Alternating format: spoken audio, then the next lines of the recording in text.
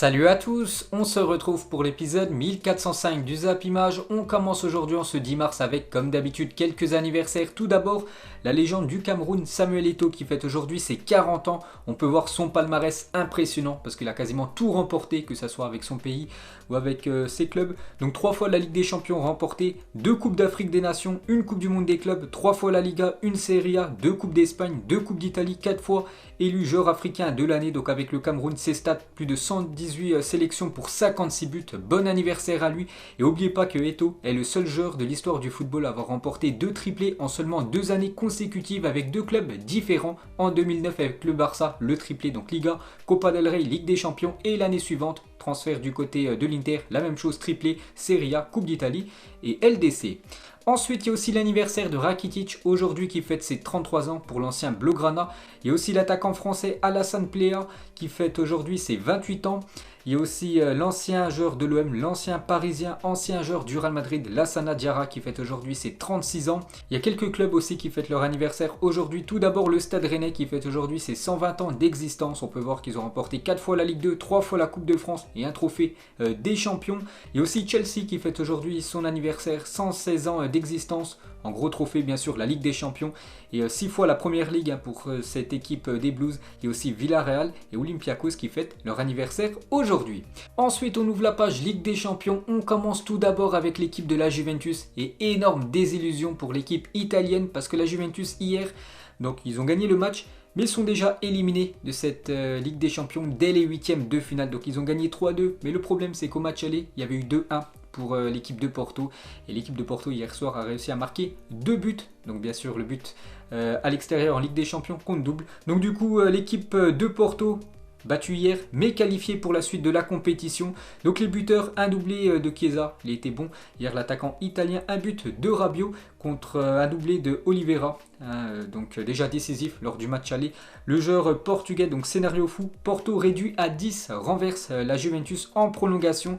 Donc électrisant bien sûr ce match, c'est vrai que l'équipe du FC Porto a joué donc déjà toute la prolongation, donc 30 minutes, plus quasiment toute la deuxième mi-temps avec un joueur en moins, vu qu'ils ont pris un carton rouge en plus très stupide. Bon après c'est l'arbitre qui a été très sévère avec l'attaquant de Porto. Donc pour revenir sur la Juventus de Turin, une vieille dame sur le déclin. C'est vrai que ces dernières saisons, c'est une catastrophe depuis la finale qu'ils avaient atteint lors de la saison 2016-2017. Ça a été très compliqué les saisons qu'on suivi. Donc 2 fois quart de finale et les 2 dernières saisons, donc si on compte aussi cette saison, 8e de finale seulement pour l'équipe de la Juventus.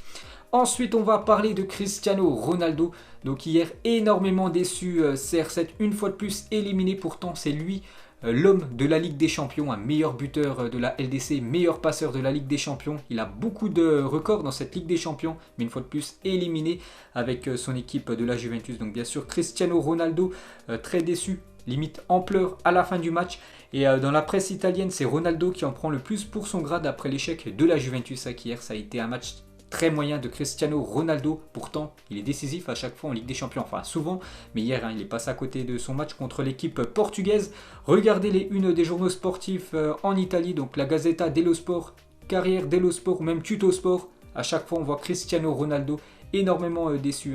Les mains sur la tête, bien sûr, après cette élimination très précoce de la Juventus. Donc toujours avec Cristiano Ronaldo, donc en 2018, la Juventus signait CR7 avec un objectif clairement établi, gagner la Ligue des Champions. C'était l'objectif de Cristiano Ronaldo. Il l'avait dit quand il avait signé du côté de l'Italie, je veux gagner la Ligue des Champions avec ma nouvelle équipe. Et le problème, c'est que les 3 saisons qu'on suivi, à chaque fois des éliminations en plus contre des équipes outsiders à chaque fois. L'Ajax en 2019, Lyon la saison dernière et l'équipe de Porto en 2021. Donc pas ouf. Toujours avec CR7, n'a marqué aucun but en phase d'élimination directe de Ligue des Champions cette saison. Une première depuis 2005-2006 pour le Portugais. Ça c'est aussi une stat incroyable pour Cristiano Ronaldo. Buteur à chaque fois dans les matchs à élimination directe depuis plus de 15 ans. Et cette saison, aucun but pour CR7. Toujours avec lui, on va comparer son aventure au Real Madrid. Il a gagné beaucoup de Ligue des Champions. Et son aventure à la Juventus Turin et CR7 depuis la saison 2010-2011. 8 saisons avec le Real Madrid et 8 demi-finales minimum pour Cristiano Ronaldo en Ligue des Champions. Un demi-finale, donc le dernier carré. Et 3 saisons avec la Juventus, 0 demi-finale. donc on peut le dire, hein, c'est un échec Cristiano Ronaldo, son aventure en Italie. Donc toujours avec lui, donc hier il a été décevant, hein, je vous l'ai dit, il est trop personnel par moment, mais c'est CR7, personne ne lui dit rien. Donc par exemple, cette action en fin de match où Cristiano Ronaldo peut faire la passe pour son coéquipier, mais il a préféré bien sûr essayer de dribbler le défenseur de Porto. Ensuite, toujours avec lui, donc une autre photo de Cristiano Ronaldo, bien sûr, dépité à la fin du match et surtout après le deuxième but de l'équipe de Porto, parce qu'il savait qu'avec ce deuxième but inscrit par les Portugais, l'équipe de la Juventus devait marquer encore 2 autres buts pour se qualifier, donc c'était quasiment mission impossible, surtout qu'il restait plus que 5 minutes. Donc Capello, il a fait une déclaration à la fin du match, il revient sur ce deuxième but inscrit par l'équipe de Porto sur coup franc direct, n'oubliez pas qu'il joue avec un joueur en moins, l'équipe portugaise. Donc Capello, il a dit, se retourner comme Ronaldo l'a fait sur le coup franc est impardonnable, c'est très grave, celui qui est dans le mur ne peut pas avoir peur de prendre le ballon, il a tourné le dos sur le coup franc du 2 partout, c'est impardonnable, parce qu'en fait, je vous ai dit, c'est un coup franc direct, et on peut voir le mur qui s'est complètement écarté. Donc Cristiano Ronaldo donc déjà s'est retourné, la même chose pour Rabiot, c'était n'importe quoi, et bien sûr le ballon est passé en dessous de tout le monde et il est parti au fond des filets. Donc cette fois-ci le coach italien Pirlo sur l'attitude de Rabiot et Ronaldo sur l'égalisation de Porto. Les joueurs n'ont pas compris l'importance de ce tir, peut-être du fait qu'il était lointain, et ils se sont tournés. Quand tu fais cette erreur en 8e de finale, tu la payes et tu ne vas pas en quart de finale. Chancel Mbamba, donc défenseur très solide de l'équipe de Porto, il était bon hier, il a dit on a regardé les vidéos à l'entraînement, quand il y a coup franc les défenseurs dans le mur sautent toujours, on a travaillé sur ça, on savait que si la balle passait le mur, il y avait but, c'est ça le fruit du travail. Donc peut-être l'équipe de la Juventus aurait dû mettre un joueur allongé, comme il y a pas mal d'équipes qui le font actuellement. Donc Mathis de Ligt sur l'élimination de la Juventus contre Porto, il a dit c'est très dur de se faire éliminer comme ça. Quand tu joues pendant presque tout le match en supériorité numérique, c'est encore plus difficile à digérer. Que change cette élimination dans notre saison? Beaucoup de choses, on veut jouer la LDC et on sort en mars. Et en plus, ils sont même pas sûrs de remporter le championnat. Donc c'est une saison catastrophe pour l'instant pour cette équipe de la vieille dame. Ensuite, on va parler de l'équipe de Porto, donc déjà officielle, bien sûr, le FC Porto est qualifié pour les quarts de finale de la Ligue des Champions. Félicitations à ce club portugais. Donc hier, ils ont énormément subi, mais se qualifient quand même. Donc Porto a subi 31 tirs hier soir, au moins 8 de plus que lors de tout autre de ces matchs de Ligue des Champions depuis qu'Opta analyse la compétition. Donc c'était en 2003-2004, donc ça faisait plus de 17 ans que l'équipe de Porto n'avait pas subi autant de tirs lors d'un match. Voilà, 31 tirs concédés hier, donc ils ont encaissé 3 buts, mais à la fin du compte, ils sont quand même contents, hein, vu que cette équipe se qualifie pour la suite de la compétition. On va parler du Rock. Pepe, 38 ans, a effectué 8 dégagements face à la Juventus, tous depuis sa propre surface. On peut voir ses stats, il a été très très bon, en plus décisif, un coup avec Chiesa, voilà, qui a touché le poteau. Donc il a été à la lutte avec l'attaquant italien. Très bon encore Pepe malgré ses 38 ans. Et l'homme du match de ce Juventus Porto, c'est le joueur qui a inscrit un doublé côté FC Porto. Il avait déjà été élu homme du match lors du match aller, c'est Sergio Oliveira.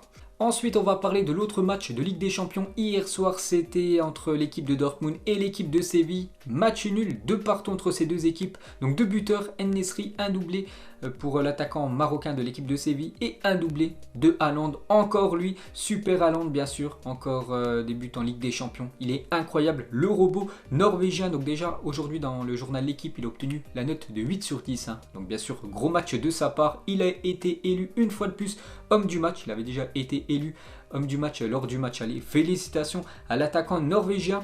Donc on continue avec lui et encore avec des stats complètement folles. Hein. Il bat tous les records. Donc Haaland est le premier joueur à marquer au moins 2 buts à chacun de 4 matchs consécutifs de Ligue des Champions. Donc un doublé contre Séville, un autre doublé lors du match aller, un doublé aussi contre Bruges, un autre doublé lors du match aller contre Bruges. Hein. Félicitations à lui. Donc toujours avec l'attaquant norvégien phénoménal. Donc actuellement il est déjà à 14 matchs de Ligue des Champions. Il a déjà marqué 20 buts, c'est incroyable. Les stats de Haaland dans la plus belle compétition pour les clubs, hein, cette Champions League. Haaland, 14 matchs, devient sans surprise le joueur le plus rapide à atteindre la barre des 20 buts en LDC. À titre de comparaison, il a fallu 40 matchs à Lionel Messi pour atteindre ce cap et 56 pour Cristiano Ronaldo, hein, donc 56 matchs pour CR7 pour atteindre la barre des 20 buts, alors que Haaland il lui a fallu seulement 14 matchs, donc il pulvérise tous les records actuellement. L'attaquant norvégien, on peut voir que le deuxième actuellement c'est Harry Kane, 24 matchs pour inscrire 20 buts, le troisième Del Piero, 26 matchs pour inscrire 20 buts. Donc rien à dire, il est trop fort. Toujours avec lui, donc il vient déjà de marquer un but de plus que Ronaldinho dans toute sa carrière en Ligue des Champions, même 2 buts de plus, hein, vu que Haaland maintenant est à 20 buts. Ronaldinho, tout au long de sa carrière, ça a été 18 buts. Et un autre record, hein, pour lui, avec 20 buts inscrits, Haaland devient le meilleur buteur norvégien en Ligue des Champions. Il dépasse le coach actuellement de Manchester United, Ole Gunnar Solskjaer.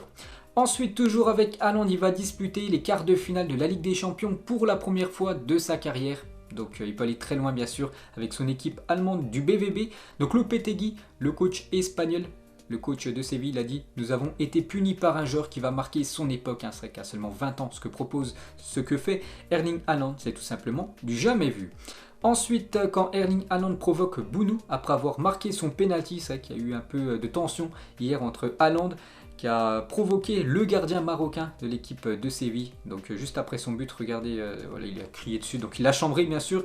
Donc Bounou bien sûr, s'est pas laissé faire. Lui aussi a répondu à Haaland, et malgré le chambrage, hein, Haaland et Bounou en sourient après le match. Et on va parler d'un scénario complètement fou hier pendant cette rencontre, hein. Donc but d'Haaland, ensuite il y a eu la VAR, but refusé, penalty accordé, penalty manqué, double arrêt du gardien, troisième frappe contrée. Une fois de plus la VAR, penalty retiré et Haaland la met au fond cette fois-ci. Donc un scénario complètement fou. Toujours avec cette équipe du Borussia Dortmund, la dernière fois qu'il y avait eu un huitième de finale à Dortmund, bien sûr le stade est à guichet fermé, c'était la saison dernière.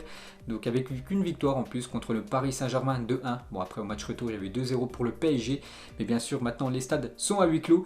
Et les supporters du BVB disent non à la réforme de la Ligue des Champions. Parce que vous savez que la Ligue des Champions normalement va changer de format à partir de l'année 2024. Donc stop USL réforme. Donc en gros eux ils sont contre la nouvelle LDC. Et pour finir avec ce match hier, on va juste parler de l'attaquant marocain Youssef En-Nesyri. L'attaquant de Séville est devenu hier soir le 4e buteur marocain de l'histoire en phase d'élimination directe de Ligue des Champions. Félicitations à lui. Donc après Chamakh Benatia et Hakim Ziyech. Ensuite, jetez un coup d'œil au programme de la journée car ce soir encore 2 très belles affiches.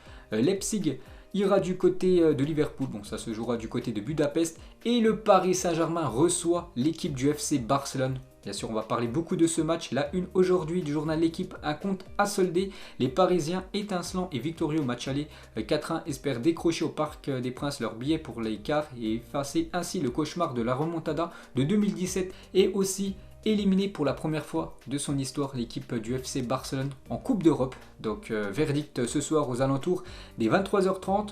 On va parler d'un joueur. Donc hier les gars c'était encore le doute. Mais c'est bien officiel aujourd'hui, officiel, Neymar est forfait pour affronter le FC Barcelone ce soir. Il ne sera pas là, la star brésilienne. Donc il n'y a pas eu de rechute pour Neymar. Le PSG n'a pas voulu prendre le moindre risque suite à quelques gênes ressentis par le Brésilien. C'est pour ça que le Paris Saint-Germain n'a pris aucun risque. Et c'est pour ça que le Brésilien est forfait ce soir. Et depuis son arrivée au PSG en 2017, Neymar a raté déjà 5 matchs à élimination directe sur les 11 joués par son équipe. Donc en 2018, le 8e de finale retour face au Real Madrid. En 2019, la double confrontation contre Manchester United en 8e de finale. Et cette année 2021, la double confrontation contre le FC Barcelone en 8e. Ensuite, du coup, les retrouvailles n'auront pas lieu entre Léo Messi et Neymar, hein, bien sûr, deux très grands copains. Toujours avec le Paris Saint-Germain, regardez la compo probable pour ce match ce soir d'après Canal+. Donc Navas au but, Kurzawa, Kimpembe, Marquinhos, soit Florenzi ou Kehrer côté droit. Ça sera certainement Florenzi, Paredes et Gay en numéro 6, Verratti 10, Mbappé côté gauche, Icardi en attaque et soit Di Maria ou Sarabia côté droit. Ça devrait être certainement Angel Di Maria. Cette fois-ci on va parler du FC Barcelone, le groupe du Barça Paris. Donc à noter que Piqué et Araujo ont dû déclarer forfait. Et ça c'est un gros coup dur hein, parce que c'est les deux meilleurs défenseurs actuellement de l'équipe du Barça qui ne sont pas là. Ils sont forfaits ce soir. Donc tous les absents du Paris-Barça de ce soir. Hein, donc côté PSG, Neymar, Moskin, Bernat et côté Barça. Donc Piqué, Araujo, Fati, Coutinho et aussi Sergi Roberto. Donc la compo probable du FC Barcelone face au PSG ce soir. Donc ils pourraient jouer en 3-5-2 comme ils ont joué lors de ces derniers matchs. Seulement 3 défenseurs parce qu'oubliez pas que le Barça doit gagner et surtout mettre beaucoup de buts s'ils veulent se qualifier pour les quarts de finale. Donc la défense ça pourrait être Umtiti, Langlais et Mingueza. Donc quand je vois cette défense les gars, il y a la place hein, pour le Paris Saint-Germain de marquer beaucoup de buts. Je pense qu'il y aura beaucoup d'espace hein, pour les attaquants du PSG, pour surtout Kylian Mbappé. En attaque, ça pourrait être Dembélé et Léo Messi. Donc Griezmann pourrait commencer sur le banc pour ce match ce soir. Donc bien sûr c'est une compo probable, hein. On connaîtra la compo officielle 1 heure avant le coup d'envoi. Ensuite on va parler de Koeman hier soir en conférence de presse. Donc il croit à une remontada avec un Messi au top. Il a dit si Lionel est capable de faire l'une de ses meilleures parties, tout est possible. C'est un joueur qui peut changer n'importe quel match à n'importe quel moment. N'oubliez pas que Lionel Messi en 2021, c'est très costaud. Regardez ses stats.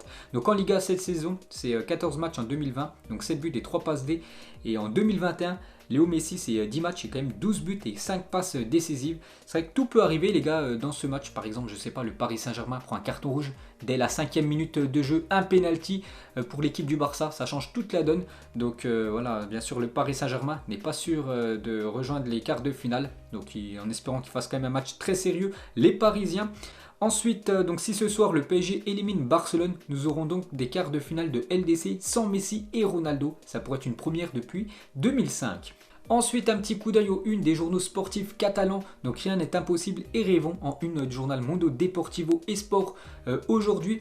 Et n'oubliez pas que les dernières remontadas du FC Barcelone, donc la remontada en 2013 contre l'AC Milan, ça a été un mercredi. La remontada en 2017 contre le Paris Saint-Germain, ce 6-1 historique, ça a été un mercredi. Et la remontada en 2021 contre Séville, il y a quelques jours, ça a été aussi un mercredi. PSG Barcelone se jouera un mercredi. Donc attention bien sûr au PSG ce soir. Ensuite, les supporters du PSG ont tiré un feu d'artifice devant l'hôtel du Barça cette nuit à 4h du matin. N'oubliez pas qu'au match aller, quand Paris est allé du côté de Barcelone, il y avait eu la même chose. Les supporters catalans avaient tiré un feu d'artifice devant l'hôtel des joueurs du Paris Saint-Germain hier. Ils ont répondu bien sûr.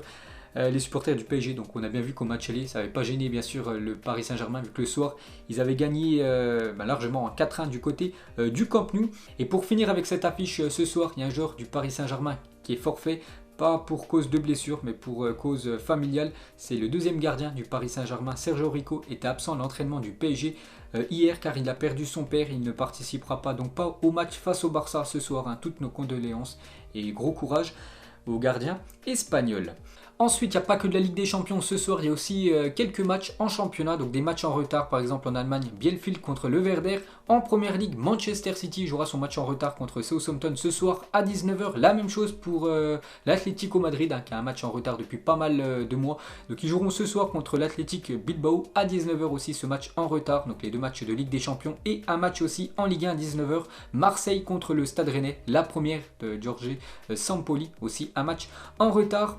On va parler de Otavio écope de 4 matchs de suspension pour son horrible tacle sur Mounas Dabour lors du match Wolfsburg-Hoffenheim. J'en ai parlé lundi, donc il avait complètement découpé l'attaquant de Hoffenheim, donc du coup il a pris carton rouge direct. 4 matchs de suspension pour le joueur de Wolfsburg. Ensuite on va parler du Paris Saint-Germain féminin qui jouait hier son match de Ligue des Champions, ce 8e de finale, et grosse victoire des Parisiennes 5-0, en espérant que les garçons fassent la même chose ce soir. Et on va terminer bien sûr ce Zap Image avec le pronostic ce soir. Le Paris Saint-Germain, Barça, mettez-moi un prono en commentaire. Donc moi déjà je vais partir sur une victoire du Paris Saint-Germain et je pense une victoire avec pas mal de buts. Voilà, parce que j'ai vu certainement la compo de l'équipe du Barça ce soir. Surtout en défense, ça va être très faible. Donc je vais partir les gars sur un gros score du Paris Saint-Germain. Je vais dire 5-1 ce soir pour l'équipe du PSG contre les Blaugrana. Donc voilà les gars, la fin de ce Zap Image 1405. Donc si ça vous a plu, un petit like et on se retrouve demain pour le prochain épisode. Ciao à tous!